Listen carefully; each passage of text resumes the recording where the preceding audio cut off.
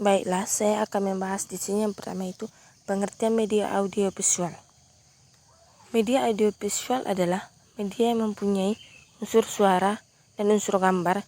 Jenis media ini mempunyai kemampuan yang lebih baik karena meliputi kedua jenis media, auditif, mendengar, dan visual, melihat. Media audiovisual merupakan sebuah alat bantu audiovisual yang berarti bahan atau alat yang dipergunakan dalam situasi belajar untuk membantu tulisan dan kata yang diucapkan dalam menularkan pengetahuan, sikap, dan ide. Masuk kita selanjutnya, manfaat media pembelajaran audiovisual. Manfaat menggunakan media berbasis audiovisual.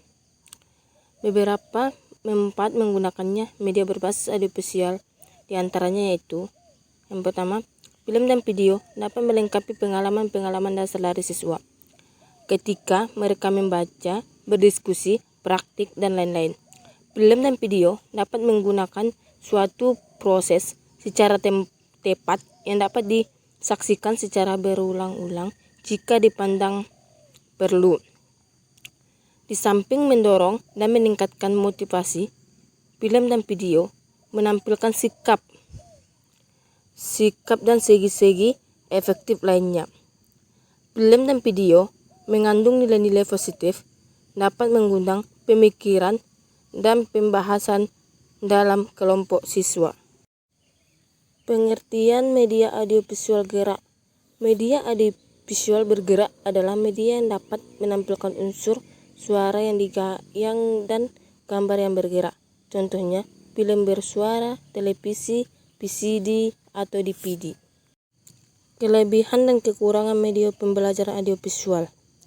Yang pertama, film dapat menggambarkannya suatu proses, misalnya proses pembuatan suatu keterampilan tangan dan sebagainya. Yang kedua, dapat menimbulkan kesan ruang dan waktu. Yang ketiga, penggambarannya bersifat 3-dimensional. Yang keempat, suatu yang dihasilkan dapat menimbulkan realita pada gambar dalam bentuk ekspresi murni. Yang kelima, film bersuara tidak dapat diselingi dengan keterangan-keterangan yang diucapkan sewaktu film diputar. Penghentian pemutaran akan mengganggu konsentrasi audiens. Yang keenam, audiens tidak dapat mengikuti dengan baik kalau film diputar terlalu cepat. Yang ketujuh, apa yang lebih lewat sulit untuk diulang kecuali memutar kembali secara keseluruhan.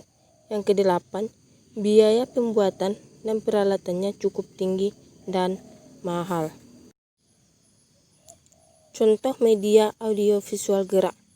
Media audiovisual gerak seperti televisi, video, tab, film, dan media audio pada umumnya seperti kaset, program, piringan, dan sebagainya. Pengertian film. Film adalah gambar hidup, juga sering disebut movie. Film secara kolektif sering disebut sinema. Sinema bersumber dari kata kinematik atau gerak. Secara harfiah, sinematografi yang berasal dari sinema, fitos atau cahaya, graf, tulisan, gambar, citra. Jadi pengertiannya adalah melukis gerak dengan cahaya. Masuk kita yaitu film. Dihasilkan dengan rekaman dari orang dan benda, termasuk fantasi dan figur palsu, dengan kamera dan atau oleh animasi. Yang kedua, kamera film menggunakan seluloid atau kamera digital. Kelebihan dan kekurangan film bersuara. Kelebihannya yang pertama, menggambarkan suatu proses, menimbulkan kesan ruang dan waktu. Yang kedua, penggambaran bersifat 3-dimensional. Yang keempat, menambah realita objek yang diperagakan. Yang kelima, menggambarkan teori sains dan animasi. Kekurangannya yang pertama, jika diputar cepat, audiens tidak dapat mengikuti, sulit untuk mengulang yang sudah lewat. Yang kedua, membutuhkan biaya yang besar. Yang ketiga, film tidak dapat diselingi keterangan yang diucapkan. Sifat-sifat media audiovisual. Yang pertama, kemampuan untuk meningkatkan persepsi, kemampuan untuk meningkatkan pengertian. Yang kedua, kemampuan untuk meningkatkan transfer pengalihan. Yang ketiga, kemampuan untuk memberikan penguatan atau pengetahuan hasil yang dicapai. Yang keempat, kemampuan untuk meningkatkan retensi ingatan. Cara pembuatan media audiovisual. Yang pertama, tahap praproduksi. Ide cerita, skenario, breakdown skenario, rencana biaya, jadwal produksi, hunting lokasi, penyiapan peralatan, kostum, serta properti. Tahap yang kedua, tahap produksi, tata setting, tata cahaya, tata kostum, tata rias. Yang ketiga, tahap pasca produksi.